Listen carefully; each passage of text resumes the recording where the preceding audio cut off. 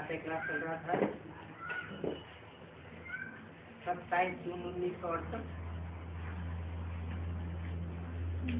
चौथे पेज के आगे बात चल रही थी, कितने थोड़े पुरुषार्थ करते हैं और फिर उनमें कितने थोड़े पास होते हैं। उन पास सिर्फ 8 ही निकलते हैं। तो देखो कितनी मेहनत है। अपने से पूछो, हमारी बुद्धि की लाइन क्लियर है? एक बात के सिवाय और कोई तो याद नहीं आता।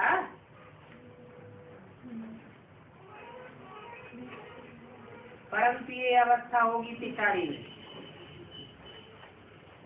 क्यों? क्योंकि 63 जन्मों का हिसाब किताब जहाँ जहाँ जिन जिन आत्माओं से जोड़ा हुआ है, इस अंतिम जन्म में वो आत्माएं संकल्पों की रील के रूप में हमसे हिसाब किताब लेने आती है।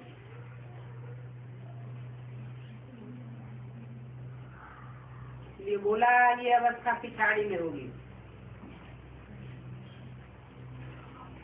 क्योंकि अभी तो बहुत देह अभिमान में रहते हैं।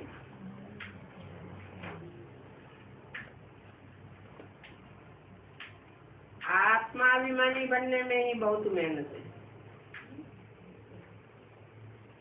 घड़ी घड़ी देह बाण आ जाता है। अभ्यास पड़ा हुआ है 63 जन्मों का। ये अभिमान में आते रहे और फिर अनेकों के साथ संबंध में जुड़ते रहे।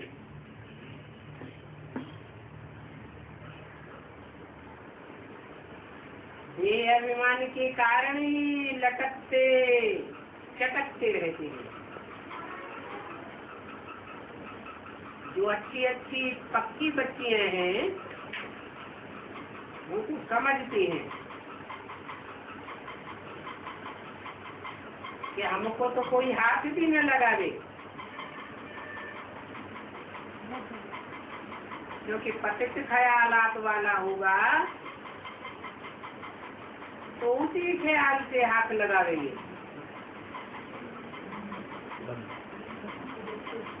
तो समझती है ऐसा कोई भी हमको कब टच भी न करे। जो हमारी आत्मा की बैटरी खाली हो जाए। अभी हम तो शिव बाबा के हैं और हम आत्मा हैं। हमारी मन बुद्धि रूपी आत्मा को कोई टच भी न कर सके।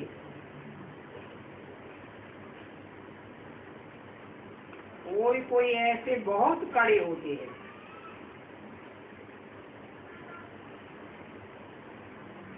तो समझना चाहिए ऐसों को शिव बाबा से बहुत स्नेह है। विकार के कारण ही अबलाएं कितनी मार खाती है।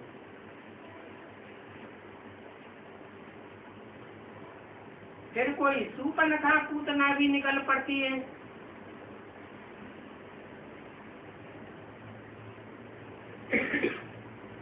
जिनकी अंदर से विकार भोगने की इच्छा होती है, विकार की आस पूरी नहीं होती है तो लड़ाई लगवाई देती है। सूपनखा ने क्या किया? राम की रावण से लड़ाई करवाई दी। पूतनाओं का तो धंधा ही है जैसा नाम वैसा काम। पूत पवित्र को कहा जाता है, जो पवित्र रहती ही नहीं तो वो भी बड़ा तंग करती है। ये बाबा तो सब बातों का अनुभवी है ना। ये दुनिया है ही वैश्यालय। अभी बाप तुम बच्चों को शिवालय में ले जाते हैं,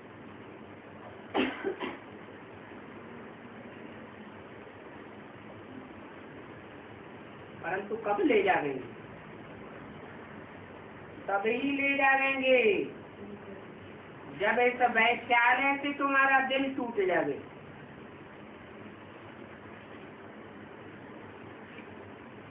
वैराग आ जावे।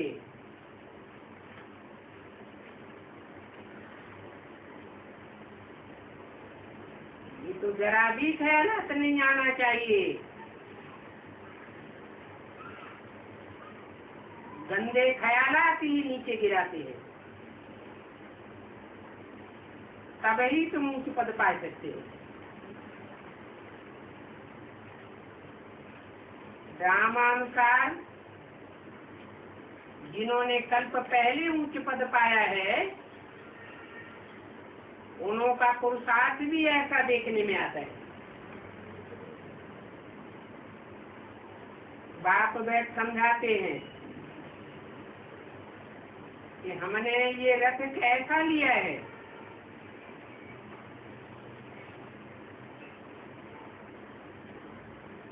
इस बात पर पहले तो निश्चय चाहिए। निश्चय हो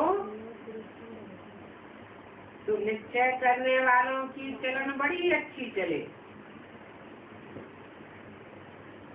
बहुतों को इस बात का निश्चय ही नहीं होता है, तो फिर टूट पड़ते हैं। और टूटते भी ऐसे हैं जैसे कि बेताले हो जाते हैं। बहुत ऐसे भी हैं जो यहाँ बैठे बैठे भी बुद्धि कहीं और जाती रहती है।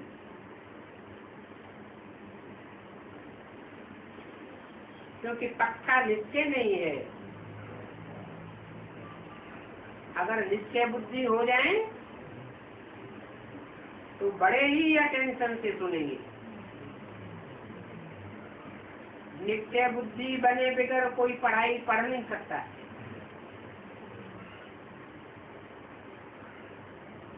शिव बाबा में निश्चय हो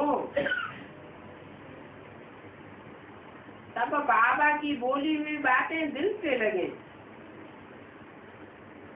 इसमें निश्चय हो। शिव माने ज्योति बिंदु, मेरी बिंदी का ही नाम शिव है। और बाबा साकार को कहा जाता है। साकार और निराकार का मेल शिव बाबा कहा जाता है। तो उसमें निश्चय हो, परंतु निश्चय नंबरवार पुरुषार्थ अनुसार है। फिर कोई कोई बच्चों का तो बहुत लव है,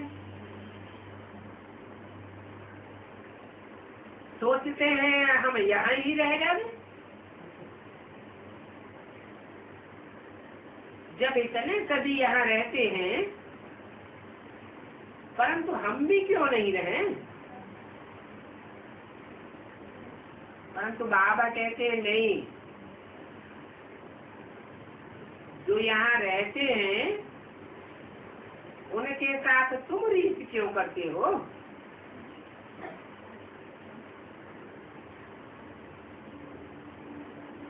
जो यहाँ रहते हैं उनका हिसाब किताब ऐसा है। जो लौकिक बंधनों से निवृत्त हो गए, कोई तो सहज सहज निवृत्त हो जाते हैं, कोई फिर आने के बाद भी बाहर की दुनिया में बुद्धि लटकी रहती है। तो बाप कहते हैं सबको यहाँ नहीं रहना। अनेक प्रकार के ऐसे ऐसे आते हैं। कोई तो ऐसे भी समझते हैं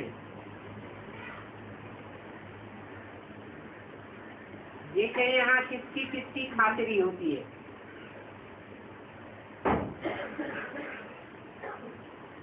किसको आम मिलता है, किसको नहीं मिलता है, किसको अच्छा भोजन मिलता है, किसको नहीं मिलता है। सोचना चाहिए भगवान की तो सबके प्रति संभावना होगी,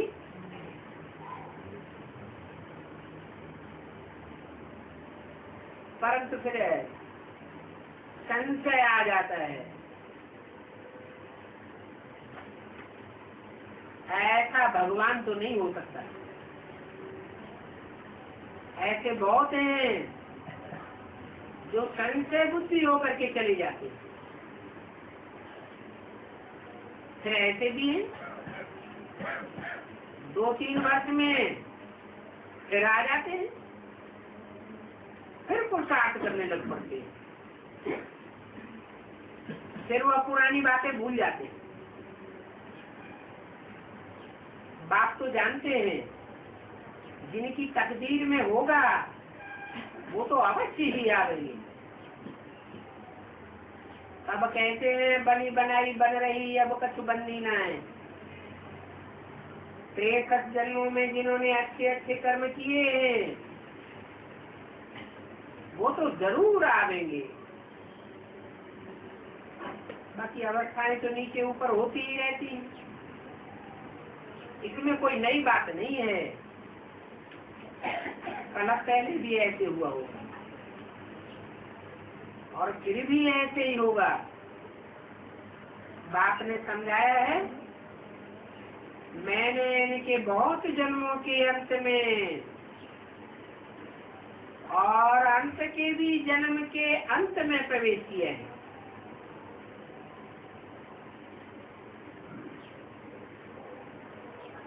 इसकी बात बताइए।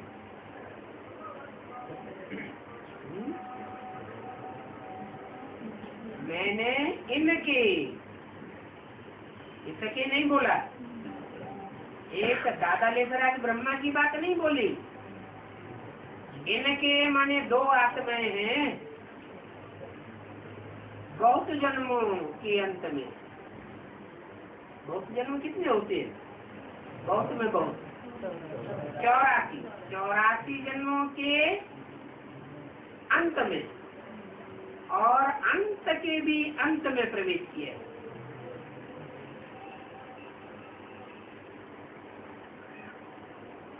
84 जन्म लेने के बाद 60 वर्ष में वानप्रस्थी अवस्था होती है, तो कहेंगे अंत में प्रवेश किया। 84 जन्मों के अंत में, फिर अंत के भी अंत में, माना ब्रह्मा की 100 साल आयु आई हुई है। जिसमें प्रवेश करते हैं उसका नाम ब्रह्मा रखते हैं। तो जब 100 साल पूरे होते हैं फिर प्रवेश करता हूँ, जबकि तमो प्रधान है। परंतु ये अपने को भगवान तो नहीं कहते हैं, तमो प्रधान है, तो कोई भगवान कैसे मानेगा? तो समझाते हैं इनमें भी पढ़ाने वाला बाप है, इसलिए इसको ईश्वरीय पढ़ाई कहा जाता है। ये पढ़ाने वाले नहीं हैं, रामकृष्ण की आत्माएं पढ़ाने वाली नहीं है। इन्होंने तो 63 जन्म लिए। 63 जन्मों में इन्होंने श्रेष्ठ से श्रेष्ठ शासन किया है, ऐसे तो कोई नहीं कहेगा। क्योंकि शास्त्रों में तो लिखा हुआ है कि श्रेष्ठ से श्रेष्ठ शासन तो नारायण का हुआ।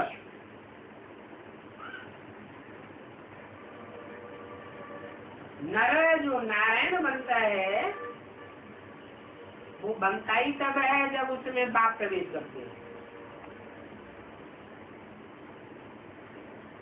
तो जो ईश्वर की पढ़ाई पढ़ते हैं वो देवता बनते हैं। ईश्वर ही श्रेष्ठ से श्रेष्ठ शासन करने वाला है। वो कोई प्रकार का दंड विधान नहीं करता है, बड़े प्यार से आकर के समझाते हैं। जो नहीं समझते हैं वो तो बाकी ऐसे हैं जैसे जट। देवताओं के आगे जाकर के उनकी महिमा करते रहते हैं। आप सर्वगुण संपन्न हो, 16 कला संपूर्ण हो, मैं भिखारी हूँ, पापी हूँ, चलिया करिया हूँ। अभी बाप कहते हैं तुम जो भी हो, परंतु अभी तो मैं तुमको इन लक्ष्मी नारायण जैसा बनाता हूँ, तो मेरी श्रीमत पर चलो। ये तो जानते हैं कि कल पहले जैसी राजधानी स्थापन हुई है वैसी ही नंबरवार राजधानी स्थापन होगी। राजधानी में तो सब प्रकार के चाहिए, राजा भी चाहिए, रानी भी चाहिए, ऊंचे ऊंचे पदाधिकारी भी चाहिए जिन्हें राज्य अधिकारी कहा जाता है। भले राजा तो नहीं होते हैं, परंतु अकेला राजा राजा ही चलाता है क्या? सहयोग में राज्याधिकारी भी तो होते हैं ना। फिर प्रजा में भी नंबरवार होते हैं, कोई फर्स्ट क्लास प्रजा, कोई सेकंड क्लास प्रजा, कोई थर्ड फोर्थ क्लास। तो जैसी पहले राजधानी हुई है स्थापन कल पहले, वैसी ही राजधानी स्थापन होगी। तुम भी यहाँ पुरुषार्थी हो और यह भी पुरुषार्थी है। ये ब्रह्मा तो कहते हैं क्या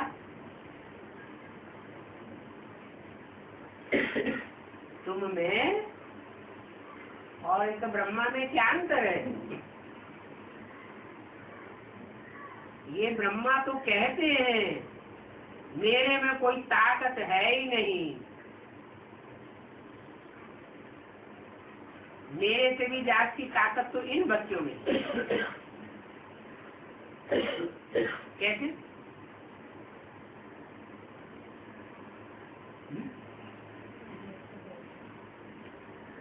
ब्रह्मा से भी जात की ताकत बच्चों में है, ऐसे कैसे कहते हैं? क्या प्रूफ है? क्योंकि ब्रह्मा तो पहले ही शरीर छोड़ देते हैं। स्थापना का भी काम पूरा नहीं हुआ, पालना का भी नहीं हुआ और विनाश का भी काम पूरा नहीं हुआ, फिर पूरा कौन करते हैं? जरूर तुम बच्चों में से ही कोई है जो स्थापना और पालना और विनाश का कार्य पूरा करते हैं। तो तुम सभी बच्चों को ज्ञान दिया और इन बच्चों ने ही दिया। फिर उनको जिसने दिया उनसे सभी मिलने आते हैं। मैं तो कोई से मिलता भी नहीं हूँ,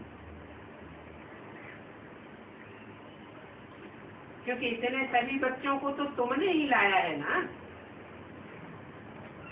जो सच्चे मददगार हैं वो ही उच्च पद पाएंगे। तो बताए देते हैं कि सदगुरु कोई मनुष्य को नहीं कहा जाता है।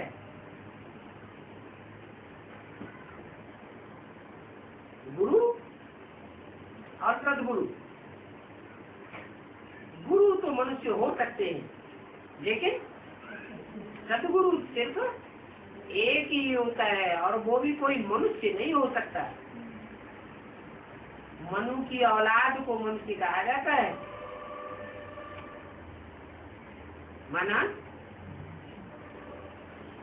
मनुष्य अगर सदगुरु हो, फिर उसका तो मन चलाए मन बना रहेगा, फिर उसको कौन मानेगा? अभी तुम जानते हो, तुमको तो सदगुरु पढ़ाते हैं, और वो सदगुरु निराकार है। जो तुमको पढ़ाते हैं उनका अंतिम रूप क्या है? सदगुरु निराकार। वही निराकारी है, निर्विकारी है, निरहंकारी है। तो यह नहीं पढ़ाते हैं।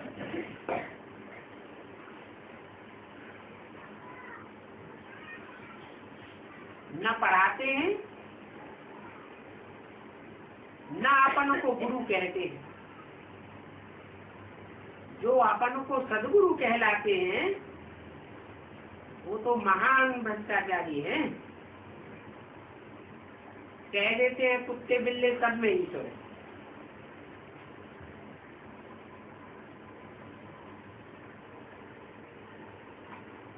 अगर सब में ईश्वर है तो सबको श्री श्री क्यों नहीं कहते? कह देते हैं ठिक्कर बिस्तर सब में परमात्मा है। तो पूछना चाहिए, अच्छा तुम कुत्ते बिल्ले ठिक्कर बिस्तर को याद करते हो क्या?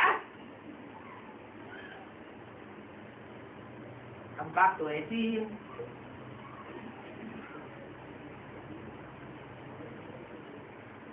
जड़त्व को याद करते रहते हैं, चैतन्य तो उनमें होता ही नहीं। कितनी मूर्खता है। तब बाप कहते हैं ये बड़े से बड़े असुर हैं, और ऐसे असुरों पर फिर असुर लोग ही पैदा होते हैं।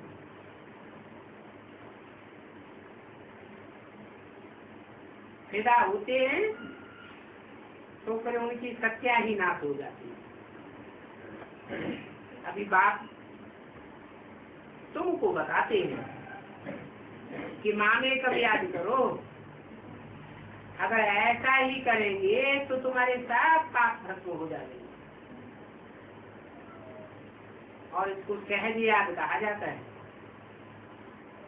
इसको सहज याद कब? अगर एक को याद करेंगे तो सहज याद हो जाएगी, और विचारी याद करेंगे, अनेकों को याद करेंगे तो याद भी कैसी हो जाएगी? कठिन हो जाएगी। महर्षि कहते हैं शराब पियो, प्याज खाओ, कुछ भी करो। अब बताओ, ऐसे खान पान वाले लोग इस ईश्वरीय ज्ञान में चल कैसे सकेंगे? ऐसे ऐसे फिर अंत में सभी फेल हो जाएंगे। कौन? जो औरों के संग दोष में आते रहते हैं और अन्न दोष में आते रहते हैं। उनका क्या हाल बताया? सभी फेल हो जाएंगे। तुम तो हो ब्रह्मा कुमार कुमारियां, और कुमार कुमारियां तो वही कहे जाते हैं जो पवित्र होते हैं। कुमारी जीवन पवित्र होता है ना, पवित्रता नहीं अच्छी पढ़ाई होती है।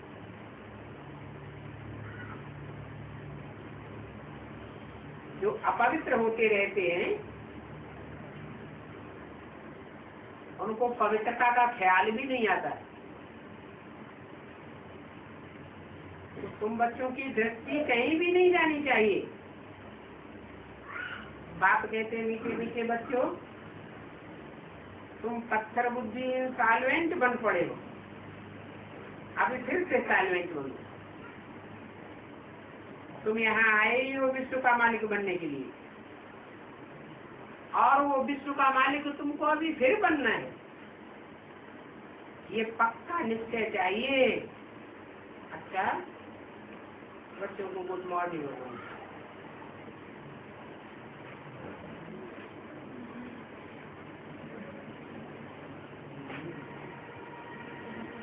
अगला रात्रि क्लास है 27 जून 1968।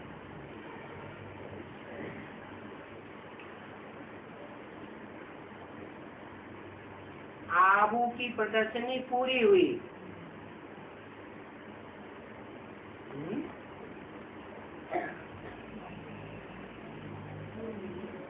अब प्रदर्शनी नहीं होनी है क्या?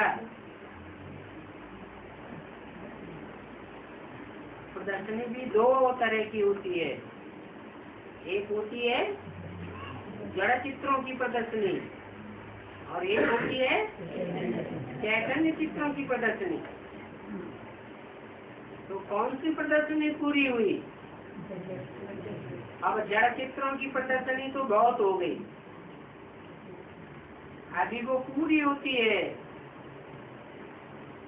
बच्चों ने बहुत दिल व जान सिक व प्रेम से सेवा की है।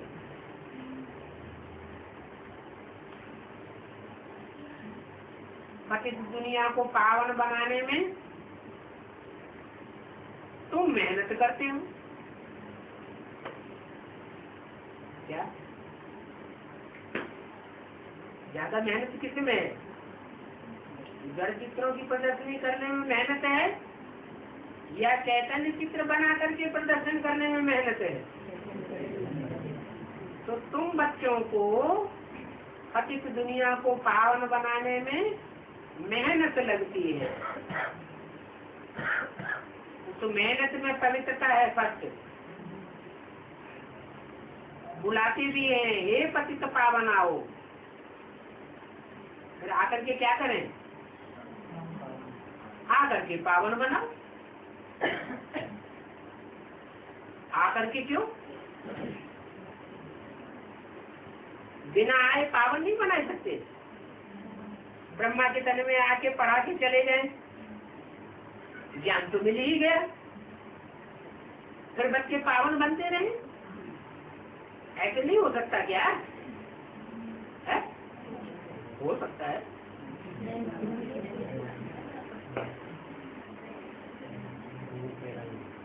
दोनों बातें चाहिए, शुद्ध अन्न भी चाहिए और पवित्र संग भी चाहिए। अन्न भी दो प्रकार का होता है, एक पेट का अन्न और दूसरा संकल्पों का भोजन, वाइब्रेशन का भोजन। तो तुमने ही बुलाया है, पतित पावन आओ। जैसे भक्ति मार्ग में वो कुंभ का मेला होता है, वो कुंभ का मेला तो आर्टिफिशियल होता है। क्यों क्यों आर्टिफिशियल बताया? इलाहाबाद में कुंभ का मेला होता है, वो आर्टिफिशियल क्यों है? क्योंकि वहाँ जड़ नदियां जाकर के मिलती हैं। जड़ नदियों में तो जड़ जल होता है। जड़ जल से शरीर पवित्र बनेगा या आत्मा पवित्र बनेगी?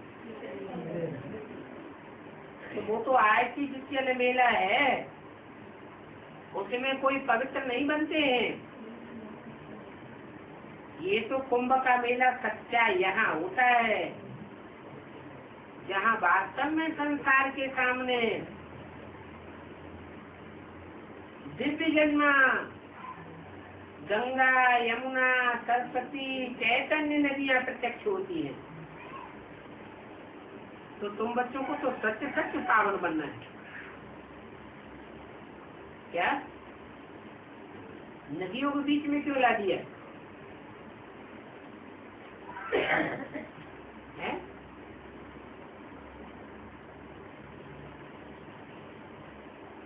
अरे भगवान के पति से पावन बनना है या नदियों से पति से पावन बनना है? भगवान से बनना। लेकिन भाव भगवान जो आता है वो पुरुष तन में आता है या स्त्री चोले में आता है? और पुरुषों को सबको बता दिया दुर्योधन दुशासन। तो दुर्योधन दुशासनों के मुख से जो सुना हुआ ज्ञान है उससे पावन बनेंगे क्या है?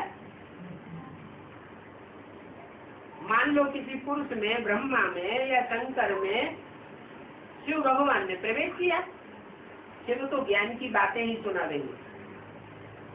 फिर जिस तन में, पति तन में प्रवेश करते हैं उस मुख के, उस दृष्टि के वाइब्रेशन अपना काम नहीं करेंगे,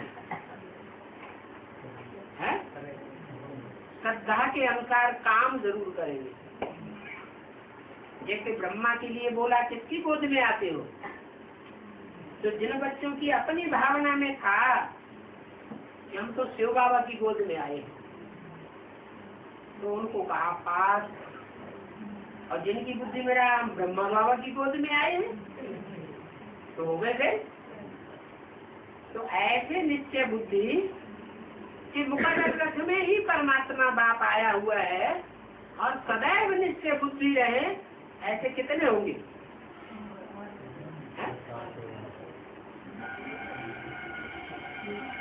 तो बाकी सब फेल हो जाते हैं क्या? इसलिए बताया कि पतित पावनी नदियां गाई हुई है शास्त्रों में, भक्ति मार्ग में।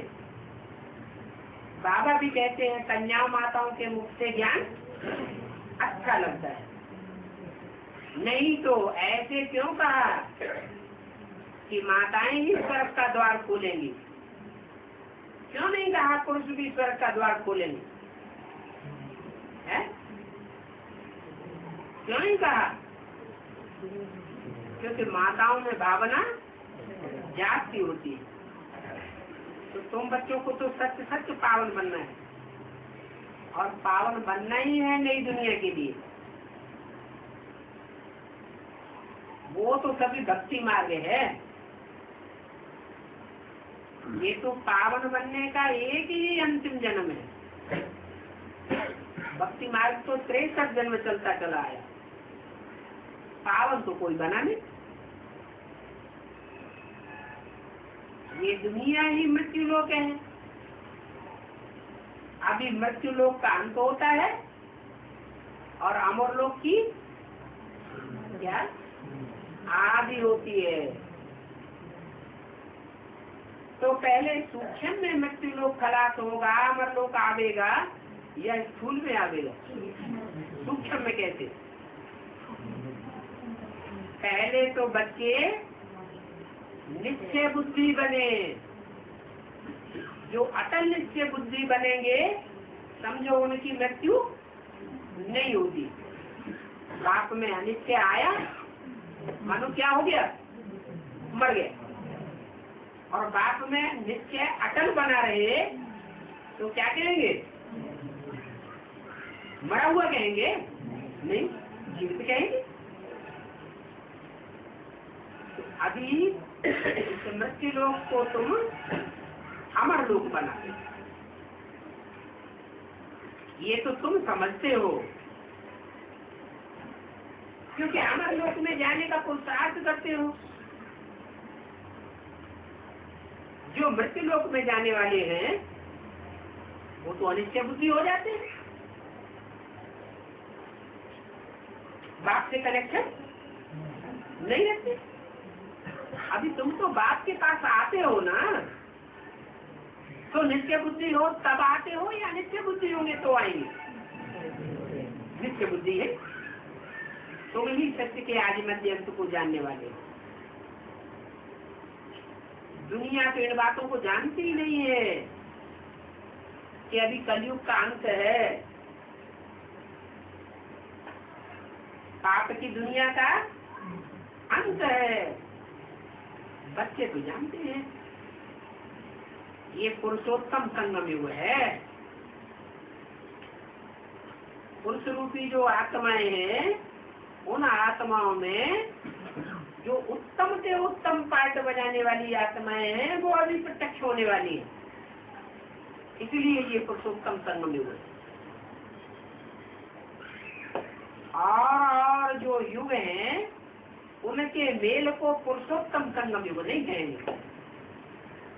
जैसे सतयुग त्रेता का मेल है, त्रेता द्वापर का मेल है, द्वापर कलयुग का संगम है, उसको पुरुषोत्तम युग नहीं कहेंगे, क्योंकि उत्तम से उत्तम आत्माओं की माला रूपी संगठन वहाँ प्रत्यक्ष ही नहीं होता। अभी तो वो माला सारे संसार के बीच में प्रत्यक्ष होने वाली है। और दूसरे युगों के जो संगम है उनमें तो कलाएं ही कम होती जाती है। और यहाँ तो जो बच्चे अच्छा पुरुषार्थ करते हैं वो चढ़ती कला तेरे बहाने सर्व का भला करने में लग जाते हैं।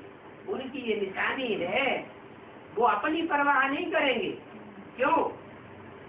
क्योंकि नित्य बुद्धि होने के आधार पर उनकी बुद्धि में रहता है क्या कि पाना था तो पा लिया।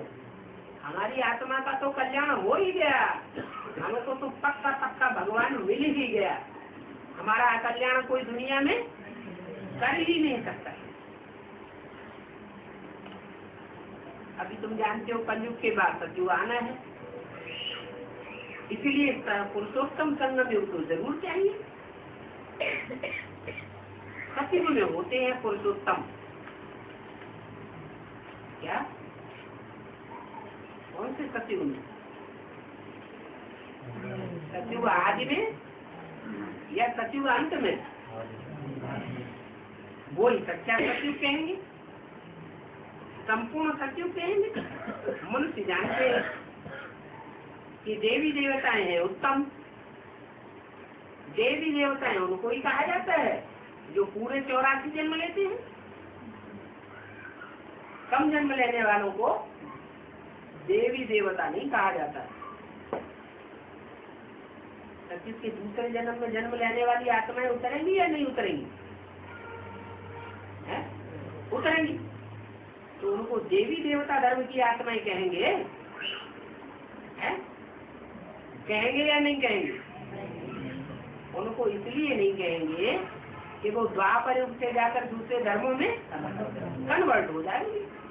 आत्मा तो है लेकिन अच्छा पुरुषार्थ किया है, इसलिए दूसरे धर्म में कन्वर्ट हो जाने वाली आत्माएं हैं। पूरी 16 कला संपूर्ण नहीं बनती।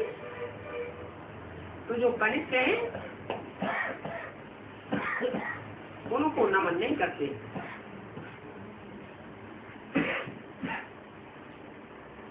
अभी तुम बच्चों को पक्का नित्य है, हम मनुष्य से देवता बनने के लिए आते क्या? किसको नित्य है? तुम बच्चों को, उन बच्चों को नहीं है। इसके लिए नहीं कहा, इसके फॉलोअर्स के लिए भी नहीं कहा। क्या कि मनुष्य से देवता बनने के लिए आते? क्यों? क्योंकि यह ब्रह्मा और इसके फॉलोअर्स जो होंगे वो इस जन्म में मनुष्य से देवता बनेंगे ही नहीं। जब ये ही नहीं बनेंगे तो जो जन्मों का आते ही नहीं है वो कैसे बन जाएंगे? मनुष्य दैवी गुणों वाला बनते हैं तभी तो देवता कहे जाते हैं। अच्छे गुणों वाले मनुष्य होते हैं तो कहते हैं ये तो जैसे देवता है। परंतु वो भक्ति मार्ग में तो कहना हो जाता है अल्पकाल के लिए। तुम तो 21 जन्मों के लिए बेहद के बाप से सुख का वर्षा पाते हो। वर्षे का नाम ही है स्वर्ग। क्या नाम क्यों है सब स्वर्ग है? नाम किस आधार पर पड़ता है? क्या काम किया है जो स्वर्ग हुआ नाम? वहाँ सबकी स्व की स्थिति कैसी रहती है? आत्मिक स्थिति रहती है, इसलिए कहा जाता है स्वर्ग। माने गया, कहाँ गया? आत्मिक स्थिति में गया। कितने जन्मों के लिए? 21 जन्मों के लिए आत्मिक स्थिति पक्की हो जाती है। उसको कहते हैं हेवन। क्या जिन करने वाले हैं, हारने वाले वहाँ कोई माया से हार खाता है क्या? वहाँ माया होती ही नहीं। भारत को सत्यखंड भी कहते हैं और भारत को झूठखंड भी कहते हैं। बाप आते हैं बच्चों को मीठा मीठा बनाने के लिए, सत्यखंड में भेज देते हैं। घड़ी घड़ी कहते हैं मीठे मीठे बच्चे, मीठे मीठे करते करते मीठे देवता बन जाते हैं। इस समय तुम बच्चे जानते हो हम ईश्वरीय परिवार में, और कोई जन्म में ईश्वरीय परिवार में नहीं होते हैं। या तो आसुरी परिवार में होते हैं या तो दैवी परिवार में होते हैं। जब ईश्वरीय परिवार में हो तो असुर नहीं कहेंगे, क्योंकि तुमको निश्चय है हम ईश्वरीय परिवार के हैं, हमको ईश्वर से वर्षा मिलता है। इसमें घाटे व संशय की कोई बात नहीं है। क्यों? क्योंकि ईश्वर तो दाता ही दाता है, लेने वाला नहीं है। परंतु माया बच्चों को संशय में लाई देती है, इसलिए युद्ध चलती है। और युद्ध काय का चलता है?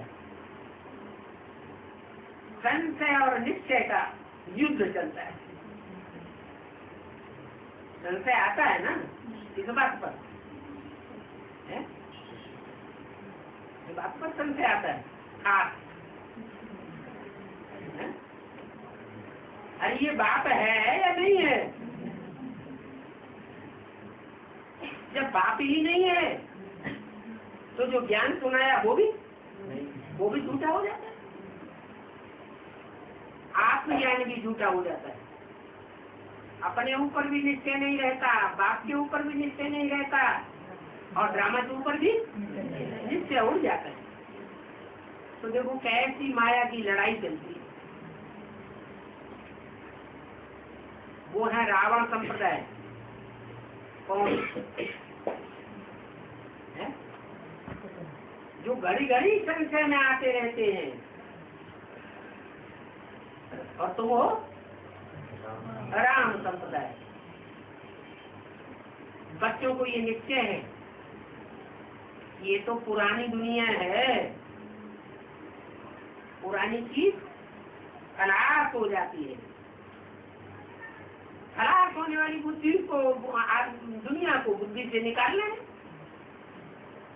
तो अभी तुमको पुरानी दुनिया से वैराग आता है? ये प्यार आता है महल बनावे, नया मकान बनावे, शादी करें, परिवार बढ़ावे, बच्चे पैदा करें, काम का उपयोग से रहें।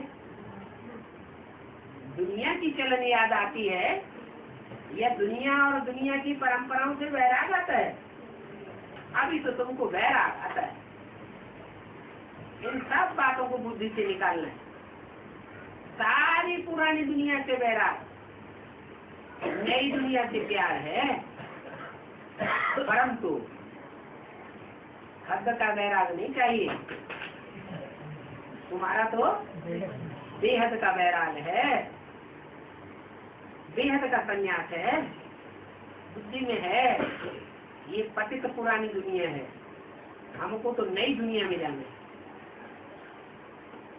रहते तो इसी पुरानी दुनिया में हो, तुम कोई जंगल में नहीं चले जाते हो, परंतु बुद्धि से इस पुरानी दुनिया के उपराम रहते हो। बाप की पढ़ाई ही ऐसी है, तो तुम बच्चों को तो रहने के लिए नई दुनिया ही चाहिए है? नई दुनिया कैसे कैसे हम करें, क्या पुरुषार्थ करें जो 24 घंटे नई दुनिया में ही रहे, पुरानी दुनिया में अनुभूति न हो है? अगर देह समझेंगे तो देह तो कहाँ खत्म होनी है, किसी पुरानी दुनिया में खत्म होगी। देह समझेंगे तो जरूर पुरानी दुनिया में ही रहेंगे, और अपन को आत्मा समझेंगे तो नई दुनिया का अनुभव करेंगे। नई दुनिया की प्लानिंग का बुद्धि में खाता खिंचता रहेगा, ज्ञान की बातें बुद्धि में चलती रहेंगी, ईश्वरीय सेवा की बातें बुद्धि में चलती रहेंगी, सदैव तुम्हारी बुद्धि नई दुनिया में बनी रहेगी।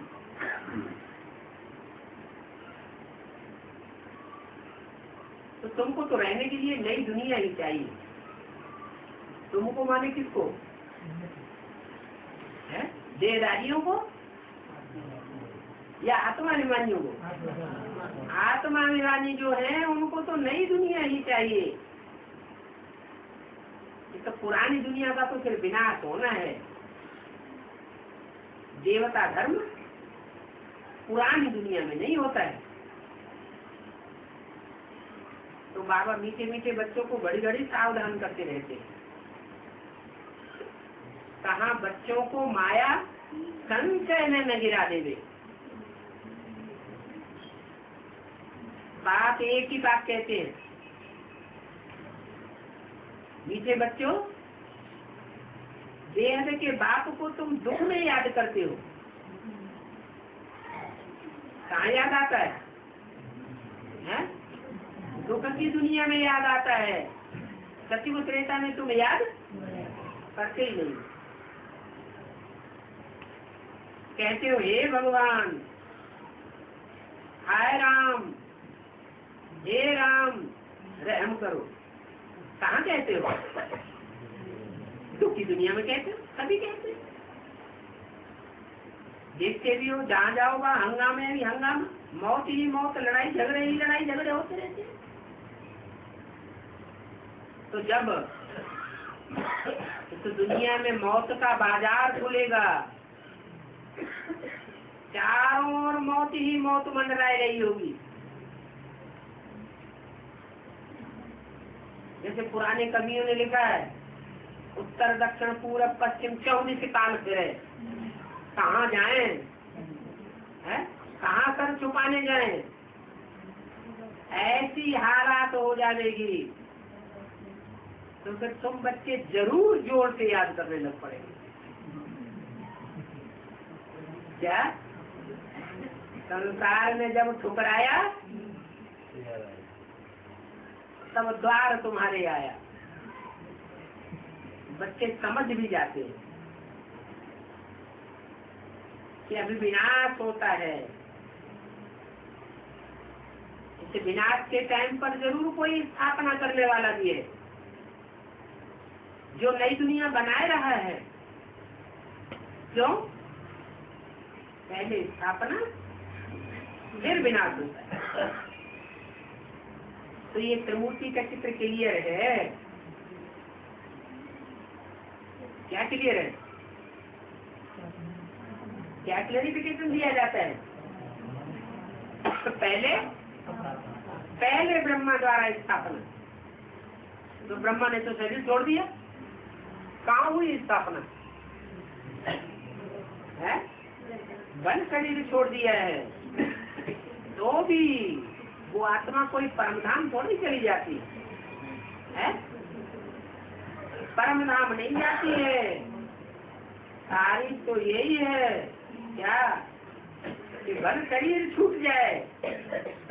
देहं वा पातयामि कार्यं वा साधयामि, शरीर बल छूट जाए लेकिन आत्मा को पक्का हो जाता है हम इस दुनिया को छोड़ के तब जाएंगे जब काम पूरा करके जाए।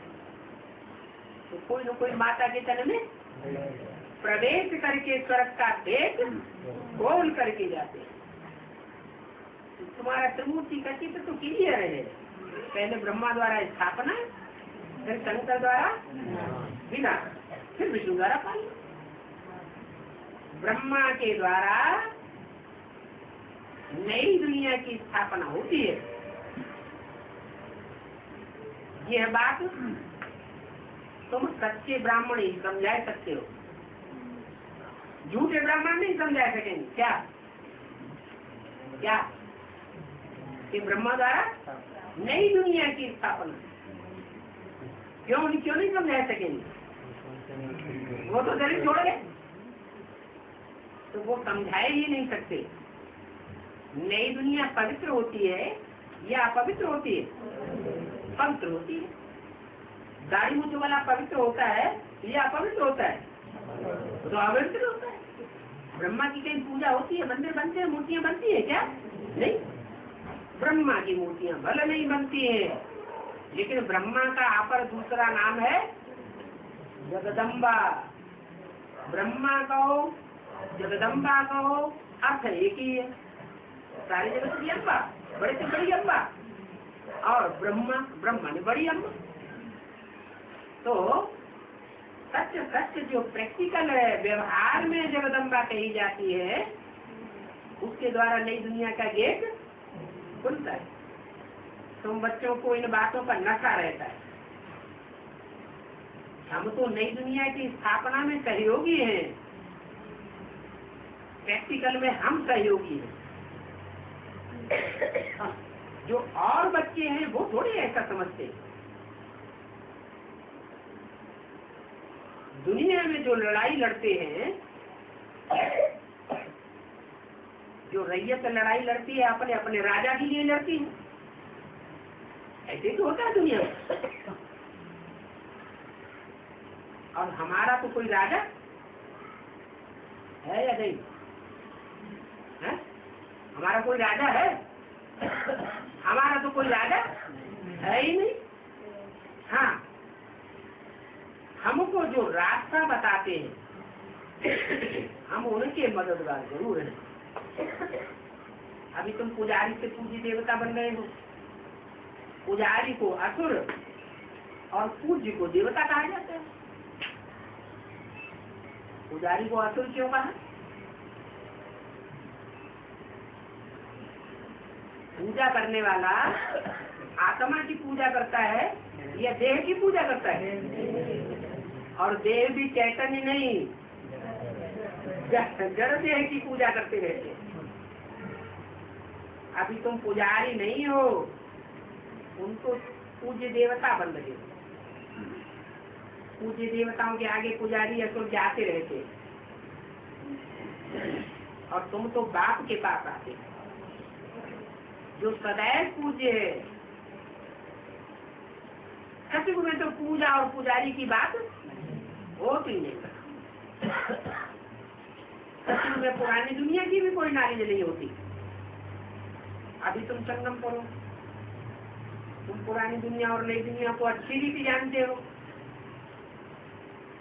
भक्ति में तो सब झूठ ही झूठ है। उनको कहा जाता है रावण राज्य।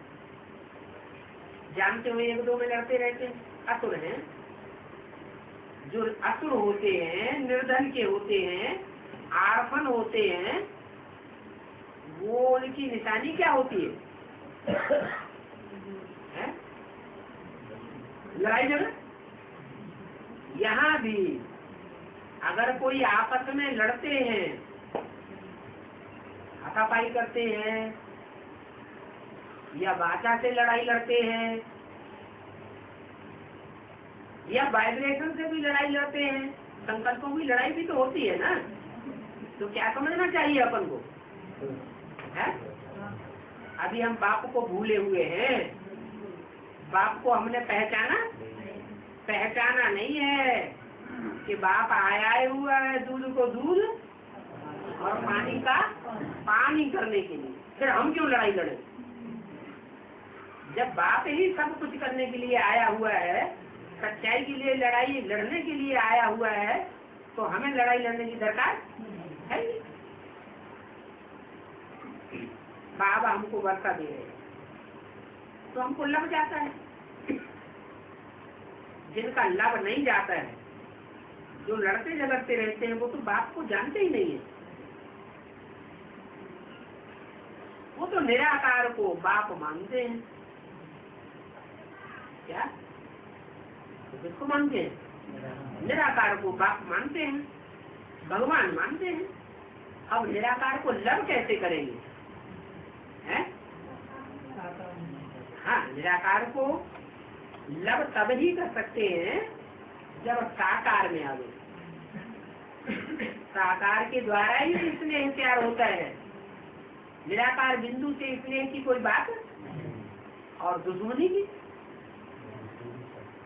लव की भी कोई बात नहीं और दुश्मनी की भी कोई बात निराकार के साथ नहीं होती है। और तुम बच्चों का है भी रूहानी लव। रूह अपने सुप्रीम बाप को याद करती, रूहानी बाप पढ़ाते हैं। ये बातें कोई शास्त्रों में भी नहीं है, तुम पढ़ते रहते हो। और भगवान के महावाक्य तुम नोट करते रहते हो,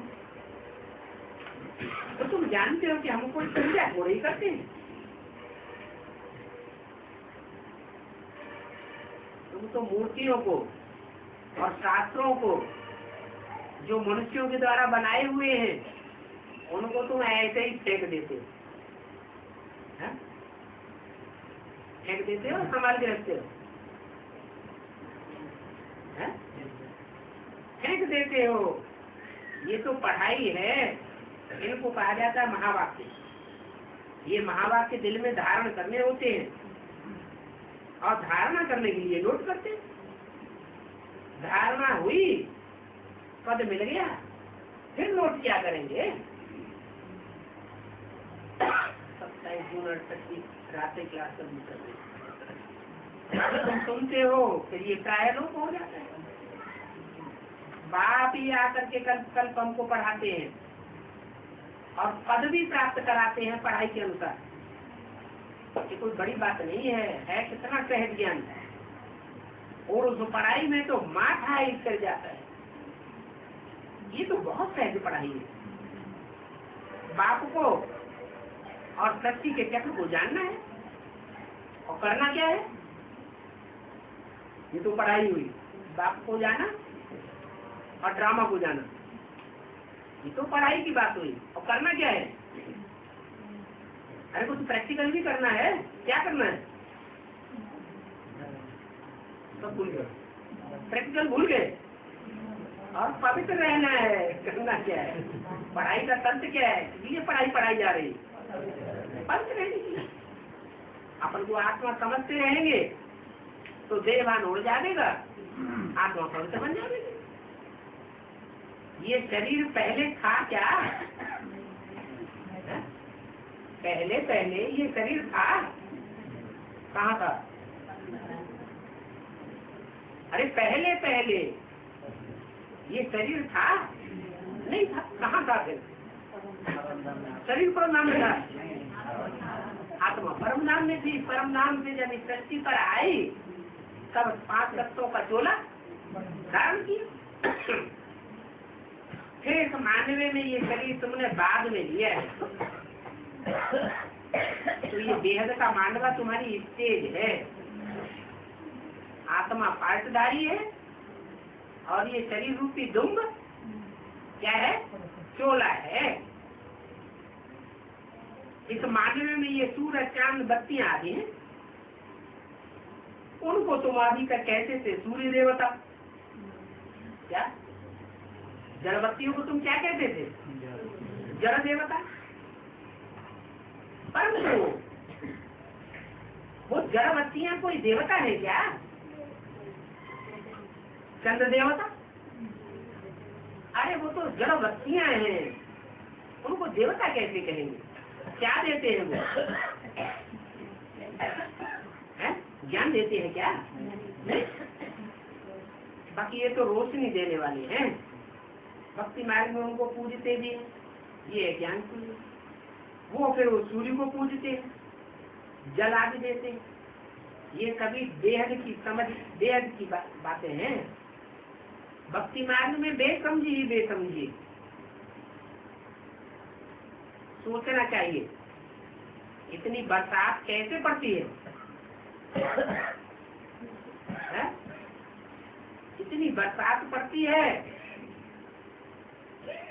वो बरसात बरसाने वाला कौन है?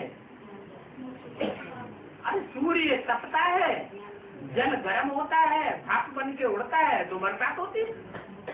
वो है जड़ सूर्य और ये है ज्ञान सूर्य। ये ज्ञान सूर्य जितना जितना तपत देता रहेगा ज्ञान की, उतना उतना मनन चिंतन मंथन बढ़ता रहेगा।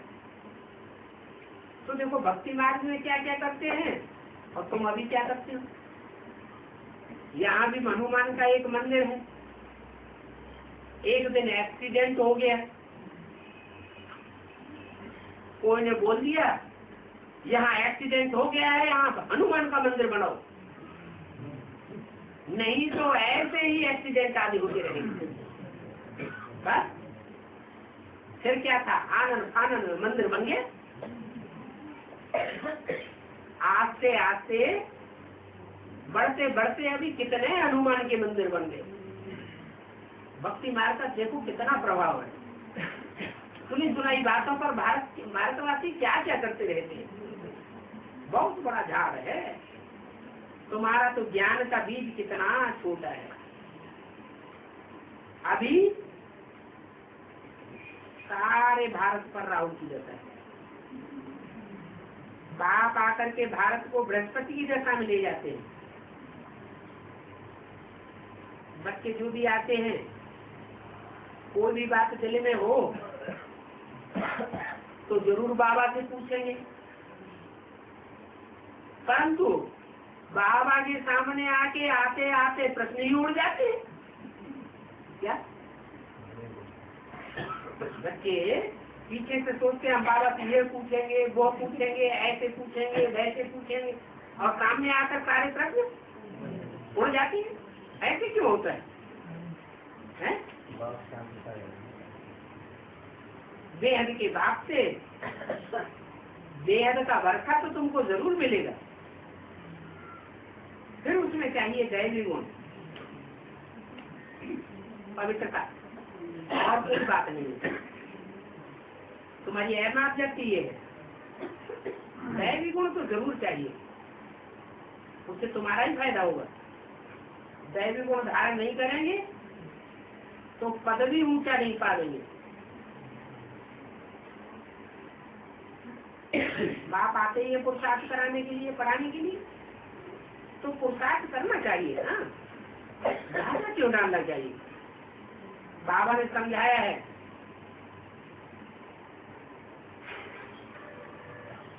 कि अभी विनाश होता है, बच्चों को विनाश से पहले ही सभी कुछ दे जावे। क्या दे जावे? ज्ञान का जो भी, पढ़ाई का जो भी जिसको वर्षा लेना है, पढ़ाई के आधार पर जो भी पढ़ाई पढ़ने के बाद पद मिलता है, पढ़ाई के आधार पर ही तो मिलता है। तो बाप कहते हैं बच्चों को जल्दी जल्दी पूरा दे जावे, परंतु अभी मौत तो आया नहीं, इसलिए सब अज्ञान की नींद में सोए पड़े। क्योंकि विनाश काले विपरीत बुद्धि है ना। तुम्हारी तो बाप से प्रीति बुद्धि है। बाप तुमको दिल से प्यार करते हैं, तुम भी बाप को प्यार करते हो। इस समय कमाई करते रहो, जब लड़ाई का टाइम होगा फिर तो लड़ाई में बुद्धि जाएगी या कमाई में बुद्धि जाएगी? लड़ाई में बुद्धि चली जाएगी। अभी तो 21 जन्म की कमाई है, गफलत मत करो। ब्राह्मणों का संग तारे और शूद्रों का संग बोड़े। शूद्रों को कहा जाता है जो कुसंग करते रहते। ब्राह्मण किसको कहा जाता है? सत्य एक है, जो एक का संग करे तो ब्राह्मण, जो अनेकों का संग करे तो शूद्र। बाकी टाइम थोड़ा बचा हुआ है। अच्छा, बच्चों को गुड नाइट करो।